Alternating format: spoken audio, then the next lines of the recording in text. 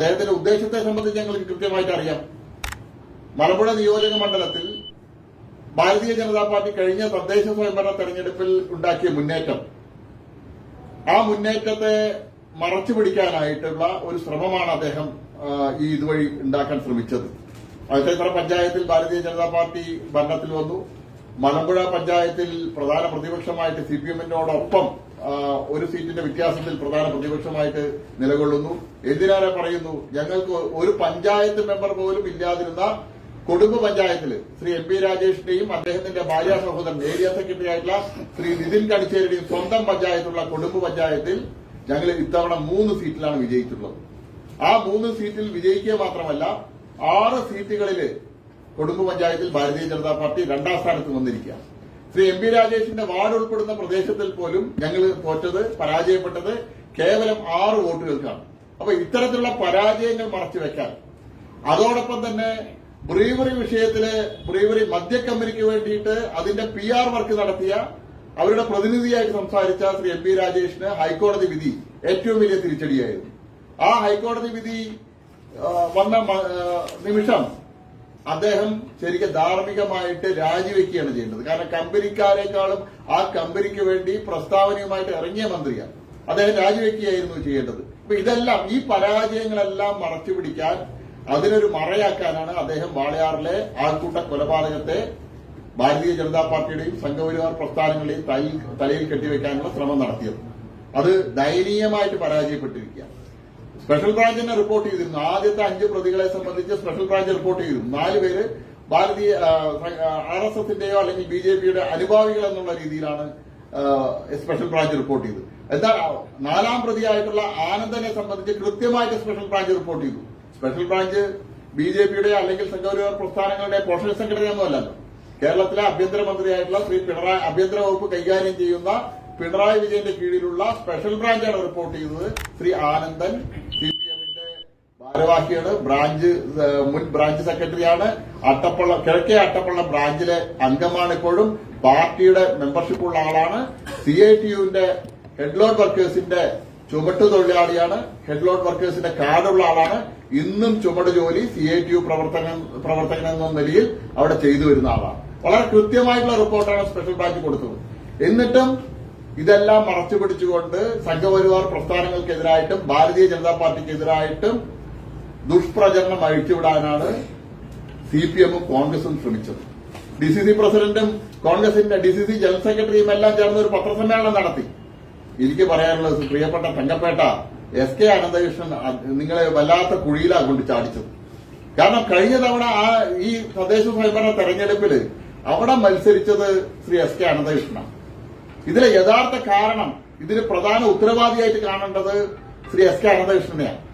കാരണം കഴിഞ്ഞ പഞ്ചായത്ത് തെരഞ്ഞെടുപ്പിൽ അവിടെ വിജയിക്കാനായിട്ട് വ്യാപകമായിട്ടുള്ള തോതിൽ മദ്യം ഇറക്കുമതി ചെയ്ത് അവിടെ മദ്യത്തിൽ കുളിപ്പിക്കുകയായിരുന്നു ആ വാർഡിന്.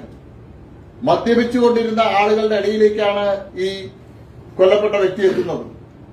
ആ കൊല്ലപ്പെട്ട വ്യക്തി ആ മദ്യപിച്ചിരിക്കുന്ന ആളുകളാണ് ഈ കൊല്ലപ്പെട്ട വ്യക്തി ആക്രമിച്ചതിന്റെ പേരിൽ ആദ്യം അറസ്റ്റ് ആയ ആളുകൾ. അന്ന് പുറത്തു വന്ന വീഡിയോയിൽ വളരെ കൃത്യമായിട്ട് വരുന്നുണ്ട്. കോൺഗ്രസിന്റെ മുൻ പഞ്ചായത്ത് അംഗം ഈ കൊല്ലപ്പെട്ട വ്യക്തിയെ മർദ്ദിക്കാനായിട്ട് ആഹ്വാനം ചെയ്യുന്നതിന്, മർദ്ദിക്കാൻ പറയുന്നതിന്റെ വോയിസ് ക്ലിപ്പ് ആ വീഡിയോയിലെല്ലാം ഉണ്ട്. അപ്പോ കോൺഗ്രസിന്റെ മുൻ പഞ്ചായത്ത് അംഗത്തിന്റെ നേതൃത്വത്തിലാണ് ഈ ആൾക്കൂട്ട കൊലപാതകത്തിന് നേതൃത്വം കൊടുത്തിട്ടുള്ളത്. അന്ന് ആ ആൾക്കൂട്ട മർദ്ദനത്തില് നിരവധി കോൺഗ്രസിന്റെ പ്രവർത്തകരുണ്ട്. ഇന്ന് പോലീസ് അറസ്റ്റ് ചെയ്ത 2 ആളുണ്ടല്ലോ, പോലീസ് കസ്റ്റഡിയിലെടുത്ത് ഇന്ന് റിമാൻഡിലാവുന്ന 2 ആളുകളുണ്ടല്ലോ, റിമാൻഡ് ചെയ്യുന്ന ആളുകളുണ്ടല്ലോ, വിനോദും അതുപോലെ തന്നെ ജഗദീഷും. അവരുടെ പശ്ചാത്തലം എന്താ?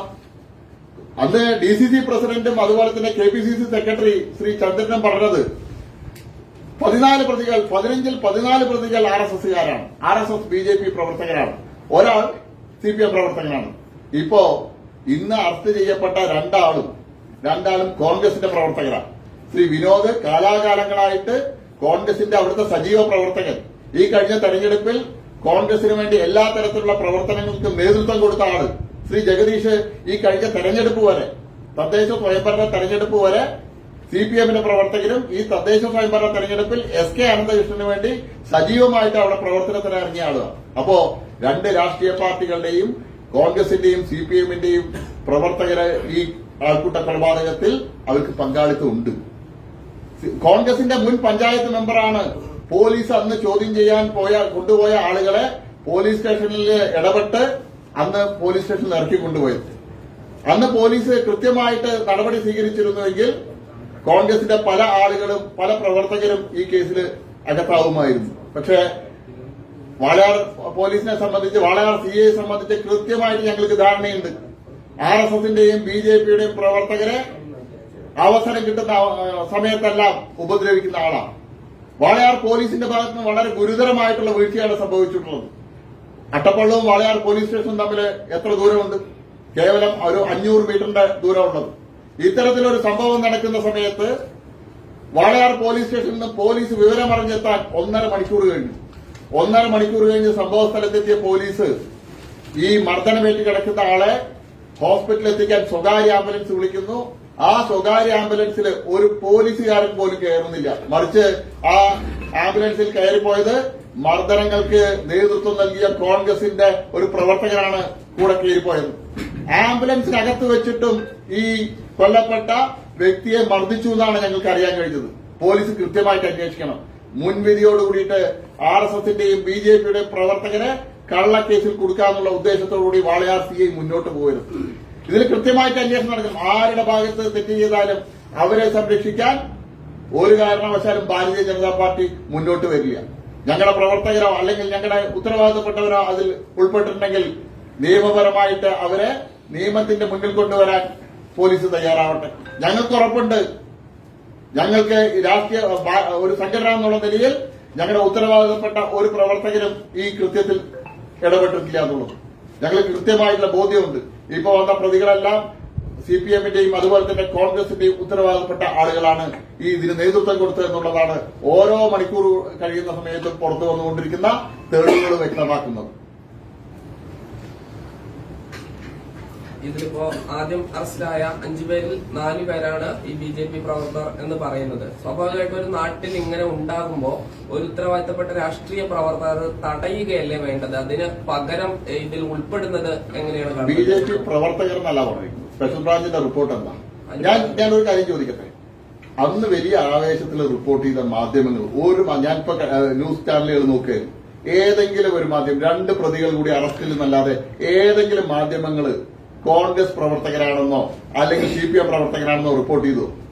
ഇപ്പൊ അറസ്റ്റ് ചെയ്യപ്പെട്ട ജഗദീഷിന്റെയും വിനോദിന്റെയും രാഷ്ട്രീയ പശ്ചാത്തലം പറയാൻ എന്തിനാ മാധ്യമങ്ങൾ മടിക്കുന്നത്?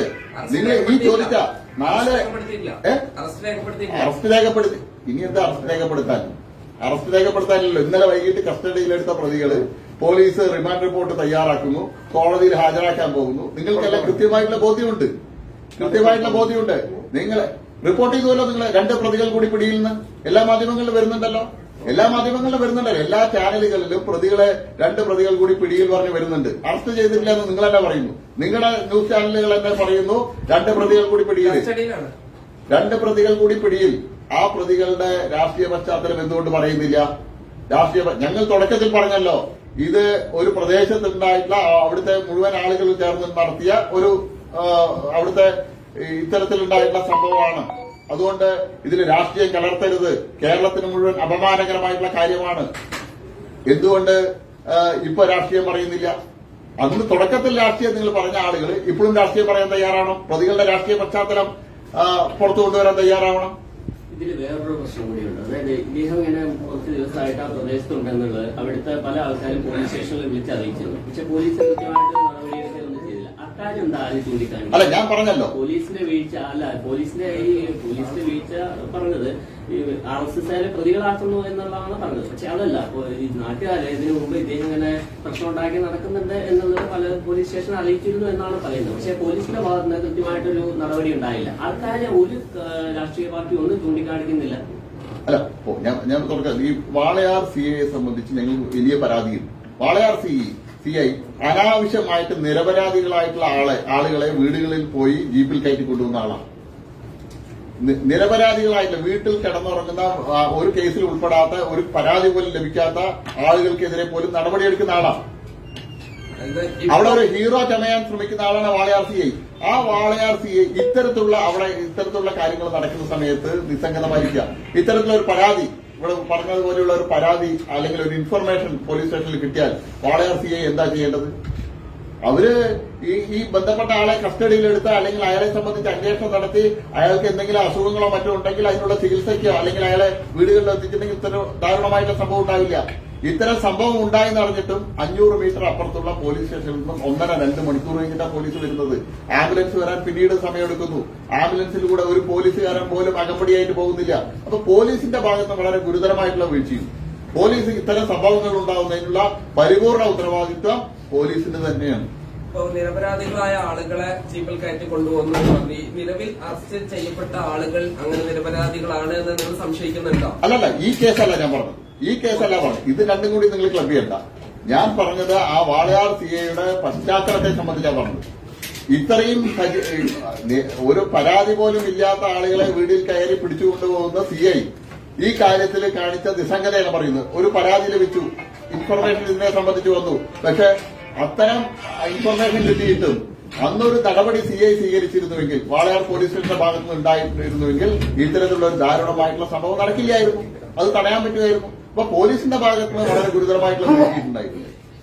ഒരു ചെറിയ ഒരു വീഡിയോ ആണ് പുറത്തു വന്നത്. അതിൽ ചോദിക്കുന്നത് ബംഗ്ലാദേശിയാണോ എന്ന് ചോദിക്കുകയും അടിക്കുകയും ചെയ്യുന്ന ഒരു വീഡിയോ ആണ് വരുന്നത്. അത് കേരളത്തിൽ കണ്ട് പരിചിതമില്ലാത്ത ഒരു കാര്യമാണ്. ഈ ഒരു പശ്ചാത്തലത്തെ എങ്ങനെ കാണുന്നത്? ഞാൻ ചോദിക്കട്ടെ, കൊണ്ടോട്ടിയിലെ രാജേഷ് മാഞ്ചി, ബീഹാറുകാരനായിട്ടുള്ള രാജേഷ് മാഞ്ചി കൊല ചെയ്യപ്പെട്ടല്ലോ, ആൾക്കൂട്ട കൊലപാതകം നടന്നല്ലോ. 9 പ്രതികൾ ആരായിരുന്നു? അന്ന് കേരളത്തിൽ ഇത്തരത്തിലുള്ള ഒരു ചർച്ച നടന്നോ? അവരുടെ രാഷ്ട്രീയ പശ്ചാത്തലം നോക്കിയോ? അന്ന് കേരളത്തിലെ രാഷ്ട്രീയ പശ്ചാത്തലം നോക്കിയില്ല. ആരും പറഞ്ഞിട്ടില്ല എവിടെയാണെന്ന് ചോദിക്കുകയോ. അന്ന് CCTV ദൃശ്യങ്ങൾ ഉൾപ്പെടെ വന്നുവല്ലോ. അന്ന് രാജേഷ് മാഞ്ചിയോട് സംസാരിക്കാൻ ട്രാൻസ്ലേറ്റ് ചെയ്യാൻ വേണ്ടിയിട്ട് അന്യസംസ്ഥാന തൊഴിലാളികളെ തന്നെ കൊണ്ടുവന്ന് അയാളോട് ക്വസ്റ്റ്യൻ ചെയ്തിരുന്നു അന്ന്, അല്ലെ? അതെല്ലാം വീഡിയോ ദൃശ്യങ്ങൾ വന്നതാണല്ലോ. അട്ടപ്പാടിയിൽ മധുവിന്റെ സംഭവം ഉണ്ടായി. അന്ന് രാഷ്ട്രീയ പശ്ചാത്തലം നോക്കിയില്ലല്ലോ. ഇന്ന് മാധ്യമങ്ങൾ ചെയ്തത് കേസിനെ, ഒരു കൊലപാതകം നടന്നു എന്നറിയുന്നതിന് മുമ്പ് തന്നെ, പ്രതികളെ പിടിക്കുന്നതിന് മുമ്പ് തന്നെ പ്രതികളുടെ രാഷ്ട്രീയ പശ്ചാത്തലം പ്രൊജക്ട് ചെയ്യാനാണ് ശ്രമിച്ചത്. ഞാൻ മാധ്യമങ്ങളോട് പറയുന്നത്, നിങ്ങൾ അത് ചെയ്യണം. ഇപ്പോഴും ഇന്ന് കസ്റ്റഡിയിലായ പോലീസിന്റെ പിടിയിലുള്ള 2 പ്രതികളുടെയും അവരുടെ രാഷ്ട്രീയ പശ്ചാത്തലത്തെ സംബന്ധിച്ച് നിങ്ങൾ ന്യൂസ് പുറത്തുവിടണം. കാരണം കേരളം അറിയട്ടെ, കേരളം മുഴുവൻ അറിയട്ടെ, ലോകം മുഴുവൻ അറിയട്ടെ. ഇത് കേരളം ഭരിക്കുന്ന സംസ്ഥാന സർക്കാരിന്റെ ഗുരുതരമായിട്ടുള്ള വീഴ്ചയാണ്. അട്ടപ്പാടിയിലെ മധുവിന് ഇത്തരത്തിലൊരു സംഭവം ഉണ്ടായ സമയത്ത് അന്ന് കൃത്യമായിട്ടുള്ള നടപടി സംസ്ഥാന സർക്കാർ സ്വീകരിച്ചുവെങ്കിൽ, കുറ്റവാളികൾക്ക് അർഹമായിട്ടുള്ള ശിക്ഷ വാങ്ങിക്കൊടുത്തുവെങ്കിൽ ഇത്തരം സംഭവം ആവർത്തിക്കില്ലായിരുന്നു. 2018 ഇന്ന് പ്രസ്താവനയായിട്ടുള്ള വന്ന MP രാജേഷ് അന്ന് MP അല്ലേ? അദ്ദേഹത്തിന്റെ ലോക്സഭാ മണ്ഡലത്തിലാണല്ലോ ഉൾപ്പെട്ടത് ഈ സംഭവം ഉണ്ടായത് 2018. അദ്ദേഹം എവിടെയായിരുന്നു? ഇന്ന് പ്രസ്താവനയുമായിട്ട് മണിക്കൂറുകൾക്കുള്ളിൽ പ്രസ്താവനയായിട്ട് വന്ന MP രാജേഷ് അന്ന് എവിടെയായിരുന്നു? അന്ന് CPMന്റെ പ്രവർത്തകരാണ്, മുസ്ലിം ലീഗിന്റെ പ്രവർത്തകരാണ്. ശ്രീ MP രാജേഷിന് അന്ന് വായ തുറക്കാൻ കഴിയില്ല. 21 അതേ ആളെ, കൊലപാതക കേസിലെ പ്രതിയെ അവിടെ ബ്രാഞ്ച് സെക്രട്ടറി ആക്കി. അത് വലിയ വിവാദമായ സമയത്താണ് ഷംസുദ്ദീനെ ബ്രാഞ്ച് സെക്രട്ടറി സ്ഥാനത്ത് മാറ്റിയത്. രാജേഷ് മാഞ്ചിയുടെ സംഭവം കൊണ്ടോട്ടിയിൽ ഉണ്ടായ സമയത്ത് MP രാജേഷ് അവരുടെ രാഷ്ട്രീയ പശ്ചാത്തലത്തെ സംബന്ധിച്ച് അവരുടെ മറ്റു കാര്യങ്ങളെക്കുറിച്ച് വന്നില്ല. കോൺഗ്രസിന്റെ നേതാക്കന്മാർ വന്നില്ല. അതായത് ഈ ബംഗ്ലാദേശിയാണോ എന്ന് ചോദിക്കുന്നതുകൊണ്ട് നിങ്ങളുടെ മേൽ ആരോപണം ഉന്നയിക്കാന്നാണ്. ബംഗ്ലാദേശിയാണെന്ന് ആരാണ് ചോദിച്ചതെന്നുള്ളത് പുറത്തു വരട്ടെ. ഞാൻ ഇപ്പോഴും പറയുന്നു, ബംഗ്ലാദേശിയാണോ ചോദിച്ചത് അവിടുത്തെ കോൺഗ്രസിന്റെ പ്രവർത്തകരാണ്. കോൺഗ്രസിന്റെ മുൻ പഞ്ചായത്ത് മെമ്പർ ഇയാളെ അടിക്കാൻ ആളുകളോട് പറയുന്നതിന്റെ വ്യക്തമായിട്ടുള്ള വോയിസ് അതിലുണ്ട്, ആ വീഡിയോ ക്ലിപ്പുകളിലുണ്ട്. പോലീസിന്റെ കയ്യിലുണ്ടല്ലോ, വീഡിയോ ക്ലിപ്പുകൾ മുഴുവൻ പോലീസിന്റെ കയ്യിലുണ്ടല്ലോ. പോലീസ് പരിശോധിക്കട്ടെ കൃത്യമായിട്ട്. കേരളത്തിലെ പോലീസ്, വാളയാർ പോലീസ് ഇത് കൃത്യമായിട്ട് അന്വേഷിക്കട്ടെ. മധുവിനും അതുപോലെ തന്നെ രാജേഷ് മാഞ്ചിയുടെയൊക്കെ കേസിലുണ്ടായതുപോലെ ദുർബലമായിട്ടുള്ള വകുപ്പുകൾ ചുമത്തി ഇവരെ രക്ഷപ്പെടാൻ അനുവദിക്കരുത്. മധുവിന്റെ കേസിൽ എന്താണ്ടായ? പ്രോസിക്യൂട്ടറെ കൊടുത്തോ? ഗവൺമെന്റ് പ്രോസിക്യൂട്ടറെ കൊടുത്തോ? മധുവിന്റെ കുടുംബം സ്പെഷ്യൽ പ്രോസിക്യൂട്ടറൊക്കെ ആയിട്ട് കയറി ഇറങ്ങി. കേസ് വാദിക്കുന്ന വക്കീലിന് മണ്ണാർക്കാട് കോടതിയിൽ ഒരു കസേരയും മേശയും പോലും കൊടുത്തില്ല. അന്ന് എവിടെ പോയി MP രാജേഷ് മന്ത്രിയായിരുന്നല്ലോ. ബംഗ്ലാദേശി ആണോ എന്ന് അല്ല, ചോദിച്ചത്? ഒരു മിനിറ്റ് ഞാൻ പറയാം. ഒരു മേശയും കസേരയും പോലും കൊടുത്തില്ല. ഇതിലെ സാക്ഷികളെ സ്വാധീനിക്കാനുള്ള ശ്രമം നടന്ന സമയത്ത് അതിലിടപെടാൻ പോലീസ് തയ്യാറായില്ല. സാക്ഷികൾ വരേണ്ടത് അട്ടപ്പാടിയിൽ നിന്ന് മണ്ണാർക്കാട്ടിലെ കോടതിയിലേക്ക് അവർ വരണമെങ്കിൽ അവർക്ക് ആയിരക്കണക്കിന് രൂപ ചെലവുണ്ട്. വളരെ പാവപ്പെട്ട ആദിവാസി വിഭാഗത്തിൽപ്പെട്ട ആളുകൾക്ക് ഈ കേസിനായിട്ട് അട്ടപ്പാടിയിൽ നിന്നും മണ്ണാർക്കാട് വരെ വരാനുള്ള യാതൊരുവിധ സൗകര്യങ്ങളും ചെയ്തു കൊടുത്തിട്ടില്ല. അവർ തലേ ദിവസം വന്ന് താമസിക്കണം. അങ്ങനെ ഇതിലെ സാക്ഷികളെ സ്വാധീനിക്കാനുള്ള എല്ലാ കാര്യവും മധു കേസില് സംസ്ഥാന സർക്കാരും CPM-ന്റെ നേതൃത്വം വന്ന് ചെയ്തിട്ടുണ്ട്. അത് MP രാജയ്ക്ക് MP-യാ, പാലക്കാടിന്റെ MP-യാണ്. ഈ ഇന്നലെ SDPI വാർത്താ സമ്മേളനം നടത്തിയപ്പോൾ ഒരു ആരോപണം ഉന്നയിക്കുന്നു. ഇതിലെ പ്രതികളെ കാണാൻ വേണ്ടിയിട്ട് പഴയ ഒരു സുബൈർ വധക്കേസിലെ പ്രതി കാണാൻ ചെന്നിരുന്നു എന്ന് പറഞ്ഞു. അത് SDPI-യുടെ ആരോപണങ്ങൾക്ക് ഞങ്ങൾ മറുപടി പറയാനറിയാം. ഈ രാജ്യവിരുദ്ധ പ്രവർത്തനം നടത്തുന്ന മതതീവ്രവാദ സംഘടന SDPI-ക്ക് ഞങ്ങൾ മറുപടി നൽകുന്നില്ല. പക്ഷെ സുബൈർ വധക്കേസിന്റെ അവിടെ വിചാരണ നടക്കുന്ന സമയം കോടതിയിൽ സ്വാഭാവികമായിട്ടും ആ കേസിലെ പ്രതികൾ കോടതിയിൽ ഉണ്ടാവും. ഈ കേസിൽ ഉൾപ്പെട്ട ആളുകളെയും കോടതിയിൽ കൊണ്ടുവരുന്നു. അത് യാദർശികമായിട്ടുണ്ടായതാണ്. ഇത് പോലീസിനോട് അന്വേഷിക്കാം. കാണാൻ വന്നതല്ല. സുബൈർ വധക്കേസില് വിചാരണ നടക്കുന്നുണ്ട്. അവിടെ നടക്കുന്നുണ്ട്. അതിലെ പ്രതികളെ പോലീസ് അകമ്പടിയോട് കൊണ്ടുവരാറുണ്ട്. ആ സമയത്താണ് ഇവരെയും റിമാൻഡ് പ്രതികളെയും പോലീസ് സ്റ്റേഷനിൽ ആ സമയത്തുള്ളത്. ഈ ഒരു ആൾക്കൂട്ട കൊലപാതകം എന്നുള്ളതിനെ കൃത്യമായി ഒരു ചാനല് ആ സുബൈർ കേസിലെ ഉൾപ്പെട്ട ആളുടെ ഫോട്ടോ കാണിച്ച് ഇതിലെ പ്രതി പറഞ്ഞ് ഇന്നലെ ടെലികാസ്റ്റ് ചെയ്തു. മാധ്യമങ്ങൾ ഒരു സാമാന്യ മര്യാദ കാണിക്കണ്ടേ? കൃത്യമായിട്ട് അന്വേഷിക്കണ്ടേ? കൃത്യമായിട്ട് നിങ്ങളൊക്കെ മാധ്യമ പ്രവർത്തകരും റിപ്പോർട്ട് ചെയ്യുക. യഥാർത്ഥമാണെങ്കിൽ റിപ്പോർട്ട് ചെയ്യാം. പക്ഷെ യാതൊരുവിധ അന്വേഷണവും ഇല്ലാതെ അതിലെ ഒരു ഉൾപ്പെട്ട ഒരാളുടെ ഫോട്ടോ കാണിച്ച് ഈ കേസിൽ പ്രതിയാണെന്നുള്ള രീതിയിൽ ഇന്നലെ ചർച്ചകൾക്കിടയിൽ കാണിക്കുന്നുണ്ടായിരുന്നു. എത്ര ഗുരുതരമായിട്ടുള്ള വീഴ്ചയാണ് ഉണ്ടായിട്ടുള്ളത്. ഒരു മാധ്യമം ചെയ്യേണ്ട പണിയാണ്, ഒരു റിപ്പോർട്ടർ ചെയ്യേണ്ട പണിയാണ്. ഇവിടുന്ന് നിങ്ങൾ റിപ്പോർട്ട് കൊടുക്കുന്ന സമയത്ത് കൃത്യമായിട്ടുള്ള 50% ഉള്ളെങ്കിൽ നിങ്ങൾ 100 കൊടുത്തു. പക്ഷെ യാതൊരു വിധത്തിലുള്ള ബന്ധമില്ലാത്തതിനെ നിങ്ങൾ അത് ഇതിലെ പ്രതിയാണ് പറഞ്ഞു കൊടുത്തു. ഒരു ആൾക്കൂട്ട കൊലപാതകം എന്നുള്ള രീതിയിൽ അഡ്രസ് ചെയ്യാതെ ഇതിനെ രാഷ്ട്രീയവൽക്കരിക്കുമ്പോൾ കോൺഗ്രസും അതുപോലെ തന്നെ CPM-ഉം ഇതിലിപ്പോ പിടിയിലായിട്ടുള്ള കോൺഗ്രസുകാരും CPM-മാരാണെന്നുള്ള വരുമ്പോൾ അതിലൊരു പ്രത്യേക മറുപടി അവർ ഇനി പറയേണ്ടത്. അല്ല, കോൺഗ്രസിന്റെ DCC പ്രസിഡന്റ് ഇനിയെങ്കിലും മാധ്യമങ്ങളുടെ മുന്നിൽ തുറന്നു പറയാൻ തയ്യാറാണ്. മുഴുവൻ ആളുകളെയും 15 പ്രതികളുണ്ട് എന്നുള്ളത് DCC പ്രസിഡന്റ് ഇന്ന് ആരാ ഇൻഫർമേഷൻ കൊടുത്ത് 15 പ്രതികളാണെന്നുള്ളത്? 15 പ്രതികളുണ്ട്. ആ 15 പ്രതികളില് ഒരാള് CPM-കാരനും ബാക്കി 14 ആളും BJP RSS പ്രവർത്തകരാണെന്നാണ് പറഞ്ഞത്. ഇപ്പോ അറസ്റ്റ് ചെയ്യപ്പെട്ട 2 ആളും കോൺഗ്രസിന്റെ പ്രവർത്തകരാണ്.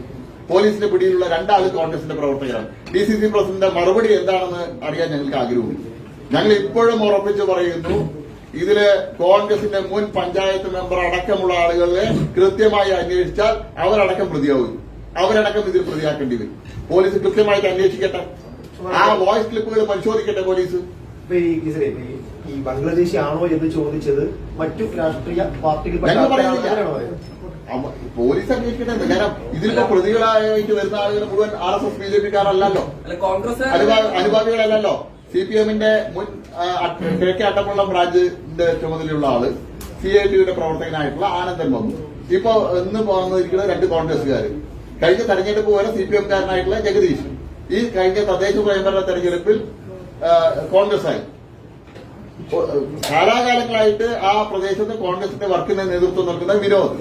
ഇനിയും വരട്ടെ, ലിസ്റ്റ് വന്നിട്ട് ഞങ്ങൾ പറയാം. അപ്പൊ കോൺഗ്രസിന്റെയും CPM-ന്റെയും നേതൃത്വം ചെയ്യേണ്ടത് MP രാജേഷും DCC പ്രസിഡന്റും പരസ്യമായിട്ട് കേരളത്തിലെ ജനതയോട് മാപ്പ് പറയാൻ തയ്യാറാണ്. തെറ്റായിട്ടുള്ള കാര്യങ്ങൾ പ്രചരിപ്പിച്ചതിന് മാപ്പ് പറയാനാണ് തയ്യാറാവുന്നത്. സ്വന്തം പാർട്ടിക്കാർ ഉൾപ്പെട്ട ഒരു ആൾക്കൂട്ട കൊലപാതകം RSS-ന്റെയും BJP-യുടെയും തലയിൽ കെട്ടിവെക്കാനാണ് അവർ ശ്രമിച്ചത്. അല്ല, താങ്കള് കോൺഗ്രസുകാരാണ് പറയുന്നതെന്ന് പറഞ്ഞിരുന്നു, അങ്ങനെയല്ലേ?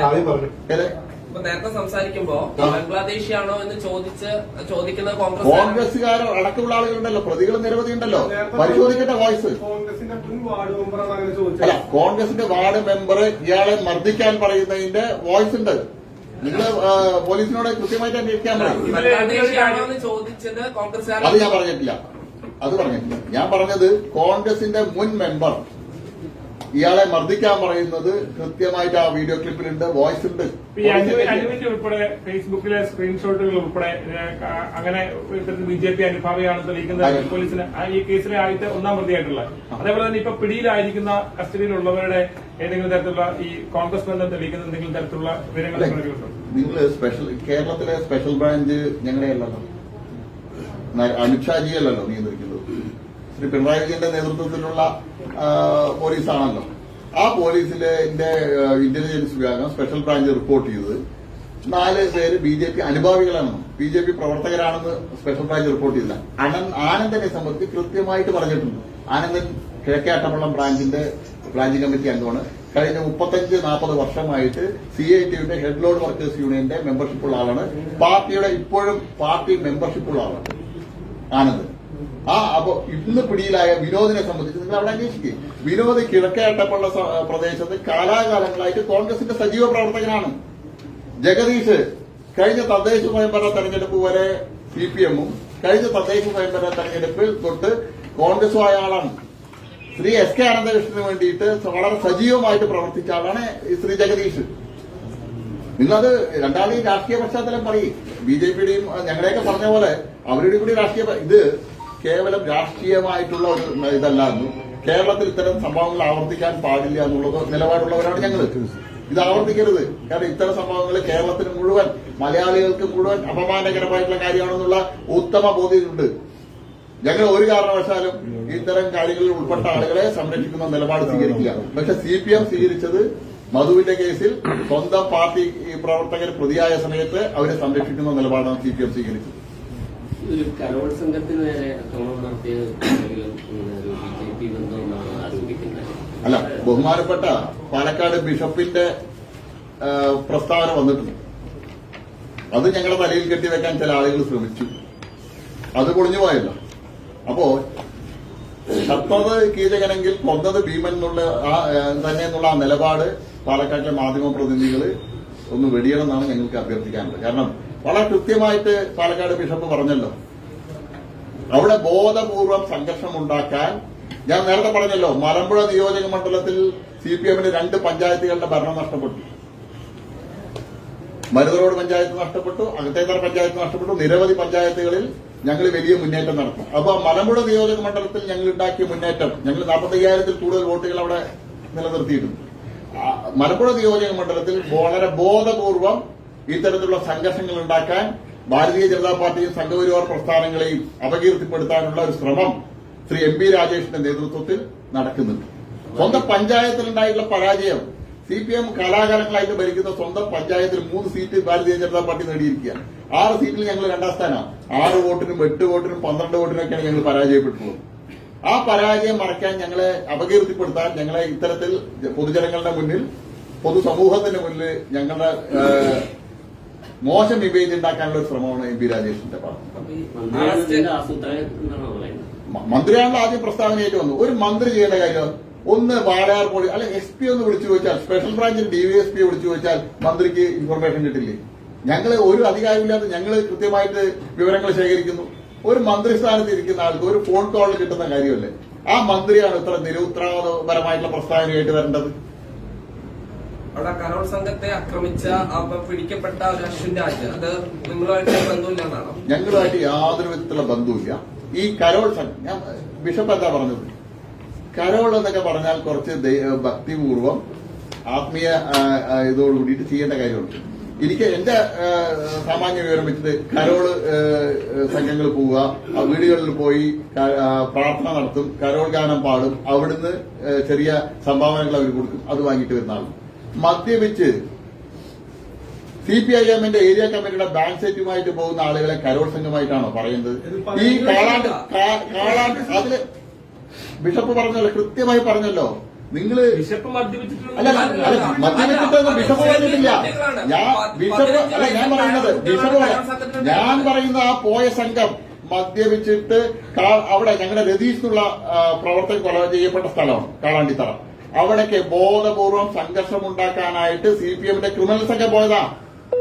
എവിടെയെങ്കിലും ബാൻഡ് ഇതില് CPIMന്റെ ബാൻഡ് ഉപയോഗിച്ചിട്ട് കരോള് നടത്തുന്നത് 10 വയസ്സുള്ള കുട്ടികൾ എന്തിനാണ് അവിടുത്തെ അവിടെ നിങ്ങള് ഇത് ഞങ്ങളുടെ തലയിൽ കെട്ടിവെക്കണ്ട. അല്ല, കെട്ടിവെക്കണ്ട.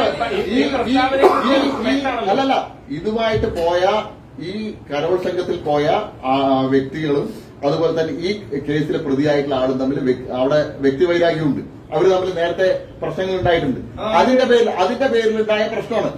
അതിനെ RSSന്റെയും ഞങ്ങൾക്ക് ഇതിന് ഉത്തരം പറയേണ്ട ആവശ്യമില്ല. ഈ 15 വയസ്സുള്ള കുട്ടികളെ മദ്യപിച്ച് അല്ല,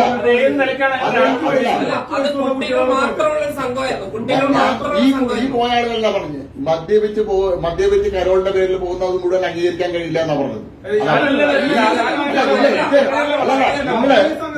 നിങ്ങള് വാക്കുകൾക്കിടയില് നിങ്ങളുടെ വാദങ്ങൾ പൊളിഞ്ഞു വീണു. നിങ്ങൾ കെട്ടിച്ചമച്ച് കൊണ്ടുവരാൻ അല്ലല്ല നിങ്ങൾ ഇന്നലെ ഞങ്ങൾക്ക് അവിടെ തലയിൽ വെച്ച് തരാൻ നോക്കിയ സാധനം ഇന്ന് രാവിലെ 9 മണിയോട്ട് നിങ്ങൾ പോയി കാത്തിരുന്നിട്ട് എടുത്ത ബൈറ്റ് എടുക്കാൻ വേണ്ടി പോയി കാത്തിരുന്ന കാര്യമൊക്കെ ഞങ്ങൾക്കറിയാം. അത് പൊളിഞ്ഞതിന്റെ വിഷമം ഇവിടെ തീർക്കണ്ട.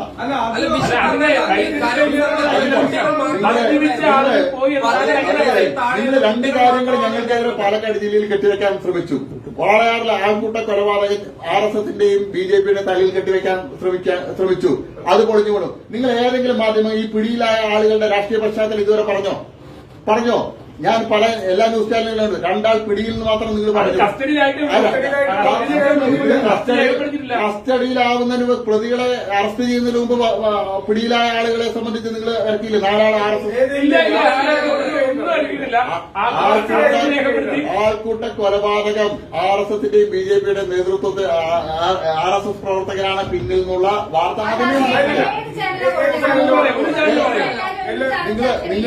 നിങ്ങൾ വന്നിട്ടുണ്ടോ? ഞാൻ കാണിച്ചുതരാം.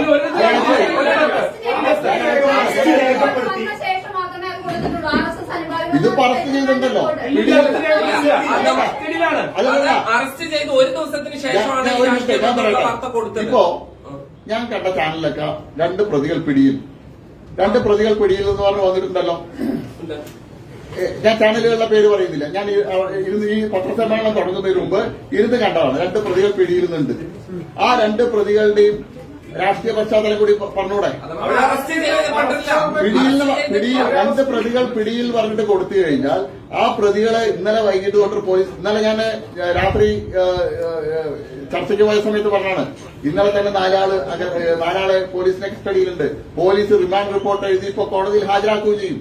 അപ്പൊ അവരെ സംബന്ധിച്ച് നിങ്ങൾക്ക് കൃത്യമായിട്ടുള്ള ഇൻഫർമേഷൻ ഉണ്ട്. കാരണം ഇത് പിടിയിലായത് ഞങ്ങളുമായിട്ട് ഏതെങ്കിലും തരത്തിലുള്ള ബന്ധമുള്ള ആളാണെങ്കിൽ നിങ്ങളിപ്പോ വണ്ടക്ക അക്ഷരത്തിൽ കൊടുത്തില്ല. ഇപ്പൊ നിങ്ങൾ കൊടുക്കില്ല. ഇപ്പോ കരോളിനെ സംബന്ധിച്ച് ബിഷപ്പ് നടത്തിയ സ്റ്റേറ്റ്മെന്റ് നിങ്ങൾ കൊടുത്തുവോ? ലൈവ് കൊടുത്തില്ല. ഇപ്പൊ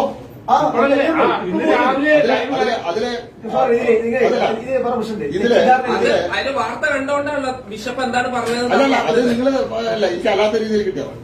അല്ലാത്ത രീതിയിൽ എങ്ങനെ കിട്ടാതെ അല്ലാത്ത രീതിയിൽ ഞാൻ പറഞ്ഞല്ലോ. ഇപ്പോ വാളയാർ കേസിനെ സംബന്ധിച്ച് ഞങ്ങള് കൃത്യമായിട്ട് ഓരോ അതിൽ ഉൾപ്പെട്ട ആളുകളുടെ രാഷ്ട്രീയ പശ്ചാത്തലവും അതിൽ ആർക്കുണ്ടായിരുന്നു ഞങ്ങൾ അന്വേഷിക്കുന്നുണ്ട്. കാരണം ഞങ്ങൾ ഒരു ഉത്തരവാദിത്തപ്പെട്ട രാഷ്ട്രീയ പാർട്ടിയാണ്. ഞാൻ പറഞ്ഞു MP രാജേഷിനെ പോലൊരു മന്ത്രിക്ക് സ്പെഷ്യൽ ബ്രാഞ്ച് സംവിധാനമുണ്ട്. ഞങ്ങൾക്ക് സ്പെഷ്യൽ ബ്രാഞ്ച് സംവിധാനമില്ല. പ്രാദേശികമായിട്ട് അന്വേഷിച്ചാൽ കിട്ടുന്ന കാര്യമാണ്. ഇതേപോലെ ഞങ്ങൾക്ക് ഞങ്ങളുടേതായിട്ടുള്ള സോഴ്സുകളുണ്ടല്ലോ. ഒറ്റ കാര്യം, അതായത് ഒരു കാര്യം പ്രധാനമായിട്ട് താങ്കൾ പറഞ്ഞ പ്രധാനപ്പെട്ട ഒരു ആരോപണം എന്ന് പറഞ്ഞാൽ ഈ അറസ്റ്റ് രേഖപ്പെടുത്തുന്നതുമായി ബന്ധപ്പെട്ട് ഇവരുടെ പേര് അതിന് മുമ്പ് കൊടുത്തു. BJP അനുഭാവികൾ എന്ന നിലയ്ക്ക് പേര് കൊടുക്കുന്നു. അത് കൊടുത്തത് ഏത് മാധ്യമമാണെന്ന് താങ്കൾക്കൊന്ന് പറയാമോ? ഞാൻ നോക്കിയിട്ട് പറയാം. രണ്ടാമത് അല്ല ഞാൻ പറഞ്ഞതിനിടയിൽ ഞാൻ പറഞ്ഞത് ഇത് ഞങ്ങളുടെ തലയിൽ കെട്ടിവെക്കാൻ ശ്രമിച്ച 2 രാഷ്ട്രീയ പാർട്ടികളും കോൺഗ്രസും GCC പ്രസിഡന്റും അതുപോലെ തന്നെ മന്ത്രിയും പരസ്യമായിട്ട് കേരളത്തിലെ പൊതുസമൂഹത്തോട് മാപ്പ് പറയണമെന്നാണ് ഞാൻ ആവശ്യപ്പെട്ടത്. അത് കൊടുക്കുന്നു. മാപ്പിന്റെ കാര്യം ഇതിലേ ഒന്ന് തെറ്റിദ്ധാരണയാണ്. ഈ വ്യാഴാഴ്ച തന്നെ പറഞ്ഞ ആളുകൾ 5 പേരും പോലീസിന്റെ കസ്റ്റഡിയിലായിട്ടുണ്ട്. സ്പെഷ്യൽ ബ്രാഞ്ചിന്റെ റിപ്പോർട്ട് വരുന്നത് തിങ്കളാഴ്ചയാണ്. ഇവിടെ മാധ്യമങ്ങളിൽ വാർത്ത കൊടുക്കുന്നത് അവർ രാഷ്ട്രീയ പശ്ചാത്തലം വാർത്തയാക്കുന്നത് ഇന്നലെയാണ്. അപ്പോ അത് പറഞ്ഞിട്ട് അറസ്റ്റ് രേഖപ്പെടുത്തിയതിനു ശേഷം ഇപ്പൊ നിലവിൽ 2 പേര് കസ്റ്റഡിയിലാണ്. 2 പേര് കസ്റ്റഡിയിലായതിനു ശേഷം ഇപ്പൊ നമുക്കറിയാം അവർ അറസ്റ്റ് രേഖപ്പെടുത്തി മറ്റു റിപ്പോർട്ട് വരുന്നവർക്കേ നമ്മളത് കൊടുക്കുന്നുള്ളൂ. അതിൽ രാഷ്ട്രീയ പശ്ചാത്തലം നോക്കിയത് സ്പെഷ്യൽ ബ്രാഞ്ച് റിപ്പോർട്ട് എന്നതിന്റെ അടിസ്ഥാനത്തിലാണ്. ഇതിൽ അങ്ങനെ വേറൊരു മാധ്യമം ഞാൻ അതിന്റെ ഞാൻ ഇത് കഴിഞ്ഞിട്ട് ഞാൻ ഇതില് അല്ല, താങ്കൾക്ക് ഒരു ആരോപണം പറയുമ്പോൾ സ്വാഭാവികമായും അത് ഏതെങ്കിലും മാധ്യമം പ്രതികളല്ല, ഇതിൽ സംഘപരിവാർ ബന്ധം ആരോപിച്ചുകൊണ്ട് മാധ്യമങ്ങൾ കൊടുത്ത വാർത്തകൾ ലിങ്ക് ഞാൻ ഇട്ട് തരാം. അയച്ചു അല്ല അത് അറസ്റ്റ് ചെയ്തതിനു ശേഷം അല്ലല്ല, അറസ്റ്റ് ചെയ്തതിനു ശേഷം പ്രതികൾ 4 ആള് ഇത് പറഞ്ഞു. അതിനു മുമ്പ് തന്നെ സംഘപരിവാർ ബന്ധം ആരോപിച്ചിട്ട വാർത്തകളെ സംബന്ധിച്ച് ഞാൻ ഇട്ട് തരാം. അല്ല, കസ്റ്റഡിയിലുള്ള സമയത്ത് ഇതിന്റെ ഉത്തരവാദി സംഘപരിവാർ പ്രസ്ഥാനങ്ങളാണെന്നുള്ള രീതിയിൽ മാധ്യമങ്ങൾ കൊടുത്ത വാർത്തയുടെ ലിങ്ക് ഞാൻ ഇട്ട് തരാം. പോരെ? താങ്കൾക്ക് പറയുന്ന ആരോപണം പറയുമ്പോൾ മാധ്യമങ്ങൾ താങ്കൾ അറിയാമെങ്കിൽ പറയാലോ. നമ്മൾ ഇത് കഴിഞ്ഞാൽ ഇവിടെ കാണുമല്ലോ. ഞാൻ ഇട്ട് തരാം. നമ്മളിവിടെ നോക്കാനുള്ള അവസരം തരും.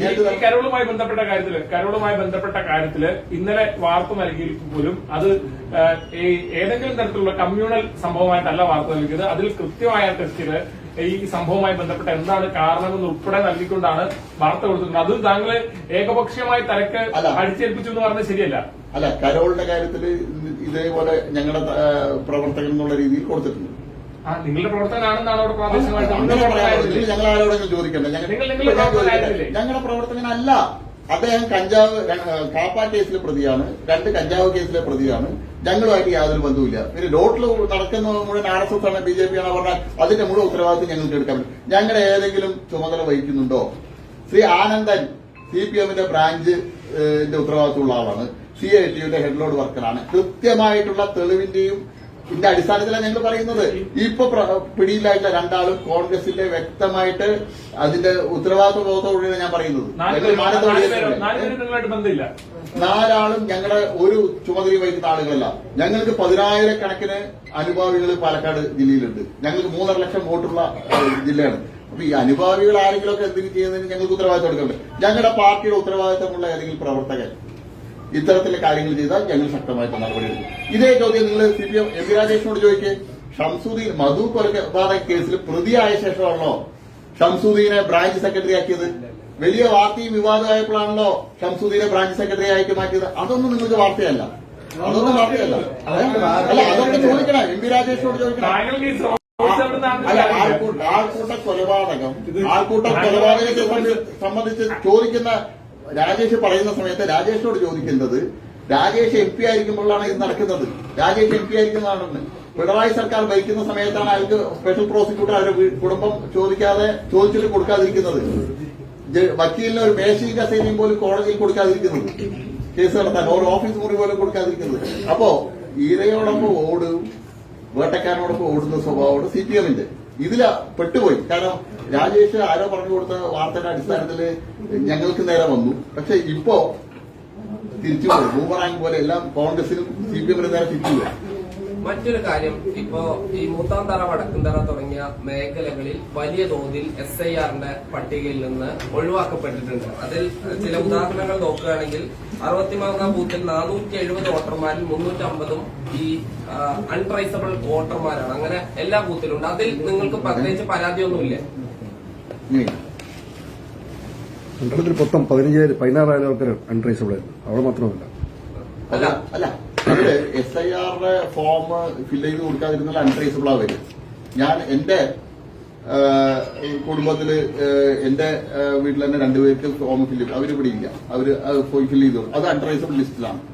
എന്റെ പരിസരത്തുള്ള എത്രയോ പേര് സ്ഥലത്തില്ലാത്തതുകൊണ്ട് അവർ ഫില്ല് ചെയ്ത് കൊടുത്തിട്ടില്ല. പ്രധാനപ്പെട്ട പ്രമുഖരായിട്ടുള്ള ആളുകൾ SIR ഫോം ഫില്ല് ചെയ്ത് കൊടുത്തില്ല. അവരത്ര ഗൌരവത്തിലെടുത്തില്ല. ഇതിനെയൊക്കെ വിളിക്കുന്നുണ്ട്. അതൊക്കെ അൺട്രേസബിളിലാ വരിക. അപ്പോ അത് മുഴുവൻ നിങ്ങൾ മൂത്താന്തറ വടക്കന്തറ മാത്രം കിട്ടണ്ട. 15,000 16,000 പേരുണ്ട്. ഞങ്ങൾക്ക് പാലക്കാട് അസംബ്ലി മണ്ഡലത്തിൽ എത്ര വോട്ട്? 40,000 ആണല്ലോ. ഈ തദ്ദേശ സ്വയംഭരണ തെരഞ്ഞെടുപ്പിൽ ഞങ്ങൾ 37,000 വോട്ട് കിട്ടിയിട്ടുണ്ടല്ലോ. ജില്ലയിൽ മൊത്തം നോക്കുമ്പോൾ ഏറ്റവും കൂടുതൽ പാലക്കാട് ജില്ലയിലും അതിൽ തന്നെ ഏറ്റവും കൂടുതൽ നിങ്ങൾക്ക് വോട്ടിൽ ലീഡ് ചെയ്യുന്ന സ്ഥലത്താണ് ഇത്തരം വോട്ടുകൾ ഇല്ലാതായിരിക്കുന്നത്. അതിൽ നിങ്ങൾക്ക് ഒരു ആശങ്കയില്ല. അപ്പൊ കേരളത്തിൽ 25 ലക്ഷം പേര് ഇത്തരത്തിലുണ്ട്. BJPക്ക് 30 ലക്ഷം വോട്ടുകൾ. അപ്പൊ BJPക്ക് കേരളത്തിൽ 5 ലക്ഷം വോട്ടുകൾ എന്നാണ് താങ്കൾ പറഞ്ഞു വരുന്നത്. അതല്ല, മുഴുവൻ ആളുകൾ ഞങ്ങളുടെ അല്ല, ഈ ഇങ്ങനെയുള്ള SIRലെ അൺട്രേസബിളായി വന്നത് മുഴുവൻ RSS BJP ആണെങ്കിൽ ഞങ്ങളെ 30 ലക്ഷം കഴിഞ്ഞാൽ ബാക്കി 5 ലക്ഷമല്ലേ വോട്ട്? നിങ്ങളുടെ ശക്തി കേന്ദ്രങ്ങളിൽ ഇങ്ങനെ വോട്ട് വെട്ടിപ്പോകുന്നതിൽ നിങ്ങൾക്ക് പരാതിയില്ല? അല്ല, ഞങ്ങളത് 23-ാം തീയതി കരട് പ്രസിദ്ധീകരിക്കുന്നുണ്ടല്ലോ. ഞങ്ങൾക്ക് ഞങ്ങളുടേതായിട്ടുള്ള അല്ല, കരടിൽ എന്തായാലും ആ വോട്ടർമാരുണ്ടാവില്ലല്ലോ, സ്വാഭാവികമായിട്ട് അത് അല്ലല്ല. പോയല്ലോ. ഇത് കരടും രണ്ട് പ്രസിദ്ധീകരിക്കുന്നുണ്ട്. ഈ ഇങ്ങനെ അൺട്രേസബിൾ ആയിട്ടുള്ള ലിസ്റ്റ് ഓൾറെഡി 18-ാം തീയതി പ്രസിദ്ധീകരിക്കുന്നു. കരട് വോട്ടർ പട്ടിക എന്നും പ്രസിദ്ധീകരിക്കുന്നുണ്ട്. ഇത് രണ്ടും തമ്മിൽ ഞങ്ങൾ ക്രോസ് ചെക്ക് ചെയ്യും. ജെന്യുവിൻ ആയിട്ടുള്ള വോട്ടർമാരെ ഇത്തരത്തിൽ വിട്ടുപോയിട്ടുണ്ടെങ്കിൽ, അല്ലെങ്കിൽ അവർ SIR ഫില്ല് ചെയ്ത് കൊടുത്തില്ലെങ്കിൽ അവരെ വോട്ടർ പട്ടികയിൽ ആഡ് ചെയ്യാനുള്ള അവസരമുണ്ട്. ഫോം 6 ഫില്ലപ്പ് ചെയ്ത് കൊടുത്താൽ മതി. ഈ ഒരു വർഷം മുൻപ് നടന്ന ഉപതെരഞ്ഞെടുപ്പിൽ ഈ അൺട്രേസബിളായ പലരും വോട്ട് രേഖപ്പെടുത്തിയിട്ടുമുണ്ട്. അല്ല, ഞാൻ തിരിച്ച് ഒരു ചോദ്യം ചോദിക്കാം. കഴിഞ്ഞ ലോക്സഭാ തെരഞ്ഞെടുപ്പിൽ ഞാനാണ് ഇത് ആദ്യം കണ്ടത്. 3,68,000 ഡബിൾ വോട്ട് ഉണ്ട് എന്ന് പറഞ്ഞ് ഞാൻ ഹൈക്കോടതിയിൽ പോയ ആളാണ്, പാലക്കാട് ലോക്സഭാ മണ്ഡലത്തിൽ. അതിൽ ഏറ്റവും കൂടുതൽ ഡബിൾ വോട്ടുള്ളത് പട്ടാമ്പി നിയോജക മണ്ഡലത്തിൽ 52,000 വോട്ടർമാര് ഇത്തരത്തിലുണ്ട്. നിയോജക മണ്ഡല അടിസ്ഥാനത്തിൽ ഞാൻ തരാം. BJPക്ക് പട്ടാമ്പിയിൽ BJP ജയിക്കുന്ന സ്ഥലമല്ലല്ലോ, BJPയുടെ സ്വാധീന സ്ഥലമല്ലല്ലോ. ഷൊർണൂരും ഓരോ നിയോജക മണ്ഡലത്തിൽ ഇത്തരത്തിലുണ്ട്. ഞാൻ അന്ന് ജില്ലാ കലക്ടർക്ക് അതിന്റെ താങ്കൾ എന്റെ കൂടെ വരികയാണെങ്കിൽ എന്റെ വീട്ടിൽ ഇപ്പോഴും ബണ്ടിൽ കെട്ടിവെച്ചിട്ടുണ്ട്, പെൻഡ്രൈവിലുണ്ട്. ഞാൻ തരാൻ തയ്യാറാണ്. അന്ന് ജില്ലാ കളക്ടർ നടപടിയെടുക്കാതെ ഹൈക്കോടതിയിൽ പോയതാണ്. ഞാൻ ഇപ്പൊ അയച്ചുതരാം, ഓർഡർ അയച്ചുതരാം. ഹൈക്കോടതിയിൽ ഞാൻ റിട്ട് ഫയൽ ചെയ്ത് ഹൈക്കോടതി അത് ഒരാഴ്ച സമയമുണ്ടായിരുന്നു. ഹൈക്കോടതി പറഞ്ഞു ഇപ്പൊ വോട്ടർ പട്ടിക ക്ലീനിങ് നടക്കില്ല, അതുകൊണ്ട് എല്ലാ ബൂത്തിലും CCTV ക്യാമറ വെക്കാൻ പറഞ്ഞു. 1200 ബൂത്തിലും CCTV ക്യാമറ അന്ന് വെച്ചതാണ്. അപ്പോ ഞങ്ങളും ഇത് ആഗ്രഹിക്കുന്ന ആളുകളാണ്. SIR ഞങ്ങളാണല്ലോ നടപ്പാക്കുന്നത്. ഞങ്ങൾ ഇങ്ങനെ ചെയ്യുന്നുണ്ടെങ്കിൽ ഞങ്ങൾ SIR നടപ്പാക്കൂ. SIR-നെ എതിർത്ത ആരാ? കോൺഗ്രസും CPM. SIR കൊണ്ടുവന്നത് ആരാ? ശക്തമായിട്ട് വേണമെന്ന് പറയുന്ന ആരാ? അപ്പൊ ഞങ്ങള് ഈ വോട്ടർ പട്ടിക ഏറ്റവും കൂടുതൽ അനുകൂലിച്ച BJPയുടെ ശക്തി കേന്ദ്രങ്ങളിലാണ് ഏറ്റവും കൂടുതൽ വോട്ട് ഞാൻ തിരിച്ചു ആളുകളാണ് ഞങ്ങളെങ്കിൽ ഞങ്ങൾ SIR കേരളത്തിൽ കള്ളത്തരം ചെയ്യുന്ന ആള് കള്ളൻ കക്കാൻ പോകുന്നവൻ പോലീസിനെ വിളിച്ചിട്ടാണോ കക്കാൻ പോവാ? അല്ല, അത് അക്കാദമിക്കലായിട്ട് തന്നെ മറുപടി പറയാണ്. രാജ്യത്ത് മൊത്തം നടപ്പാക്കുന്ന ഒരു സംവിധാനത്തെ കേരളത്തിലെ BJPക്ക് മാത്രം പറ്റില്ല എന്ന് പറയാൻ കഴിയില്ല, സ്വാഭാവികമാണ്. അല്ല, ഈ രാജ്യത്ത് മുഴുവൻ ഞങ്ങൾ കൊണ്ടുവരാൻ കാരണം എന്താ? രാജ്യത്തെ മുഴുവൻ വോട്ടർ പട്ടിക ശുദ്ധീകരിക്കണം എന്നുള്ള. അതിൽ ഒരു സംസ്ഥാനങ്ങളിൽ ഞങ്ങൾ മാറ്റില്ല. കേരളത്തിൽ ഇപ്പൊ പറ്റില്ല എന്ന് പറഞ്ഞാരാ? CPM കോൺഗ്രസും അല്ലേ? ഞങ്ങൾ കേരളത്തിൽ ഇത്തരം കാര്യങ്ങൾ ചെയ്തിട്ടുണ്ടെങ്കിൽ ഞങ്ങൾ ഇത് നടപ്പാക്കാൻ ബലം പിടിക്കില്ലല്ലോ. ഇപ്പൊ തൃശ്ശൂരൊക്കെ സുരേഷ് ഗോപി ഒഴിച്ച് അദ്ദേഹത്തിന്റെ ഫാമിലി ഇത് കഴിയട്ടെ, ഇത് പൂർത്തിയാവട്ടെ. നമുക്ക് അടുത്ത നിയമസഭാ തെരഞ്ഞെടുപ്പ് വരില്ല. വോട്ടർ പട്ടിക ശുദ്ധീകരണമൊക്കെ കഴിഞ്ഞ് അന്തിമ വോട്ടർ പട്ടിക പ്രസിദ്ധീകരിക്കുന്ന സമയത്ത് പിന്നെ ഇലക്ഷൻ റിസൾട്ട് കൂടി വരുമല്ലോ. അപ്പൊ ഞങ്ങളുടെ ശക്തി കേന്ദ്രങ്ങൾ ബൂത്താന്തരയിലൊക്കെ ഞങ്ങൾക്ക് കിട്ടിയ ഇതേ വോട്ടുണ്ടോ എന്നുള്ളത് നമുക്ക് മെയ് 31 ശേഷം നമുക്ക് ചർച്ച ചെയ്യാം. നഗരസഭ തീരുമാനങ്ങൾ ഇല്ല, അത് ഞങ്ങളുടെ ഒരു സിസ്റ്റം ഉണ്ട്. സംസ്ഥാന പ്രസിഡന്റാണ് നഗരസഭകളുടെ കാര്യത്തിൽ നഗരസഭാ ചെയർമാൻ ആരാണ്, വൈസ് ചെയർമാൻ ആരാണെന്നുള്ളത് പ്രഖ്യാപിക്കുക. അത് ആ തെരഞ്ഞെടുപ്പിന്റെ തലേന്നോ അല്ലെങ്കിൽ ആ ദിവസം രാവിലെയാണ് പ്രഖ്യാപിക്കുക. ഞാൻ സിസ്റ്റം അതാണ്. ഞങ്ങളുടെ ജില്ലയിൽ നിന്നുള്ള അഭിപ്രായം, മണ്ഡലത്തിൽ നിന്നുള്ള അഭിപ്രായം, ജില്ലയിൽ നിന്നുള്ള അഭിപ്രായമൊക്കെ ശേഖരിക്കും. എന്നിട്ട് സംസ്ഥാന പ്രസിഡന്റാണ് അന്തിമ തീരുമാനം എടുക്കുക. അത് ഞങ്ങളെ സംബന്ധിച്ചോളം വളരെ സ്മൂത്ത് ആയിട്ടുള്ള പ്രോസസ്സാണ്. ഞങ്ങൾക്ക് യാതൊരു ടെൻഷനില്ല. കൃത്യമായിട്ട് അനുയോജ്യനായിട്ടുള്ള ഒരാളെ, കഴിവുറ്റ ഒരാള് പാലക്കാട് നഗരസഭയുടെ ചെയർമാനും വൈസ് ചെയർമാനായിട്ട് ബാക്കി ഒറ്റപ്പാലം, ഷൊർണൂർ പോലുള്ള സ്ഥലങ്ങളിലൊക്കെ നിങ്ങൾ മത്സരിക്കും? എല്ലാവരും ഞങ്ങൾക്ക് മത്സരിക്കാൻ എന്നുള്ള അംഗങ്ങളുള്ള എല്ലാ പഞ്ചായത്തുകളിലും തദ്ദേശ സ്വയംഭരണ സ്ഥാപനങ്ങളിലും ഞങ്ങൾ മത്സരിക്കും. രണ്ട് മുന്നണികളായിട്ട് ഒരു വിധത്തിലുള്ള അഡ്ജസ്റ്റ്മെന്റും ഇല്ല, ഒരു വിധത്തിൽ അവരെ സഹായിക്കില്ല.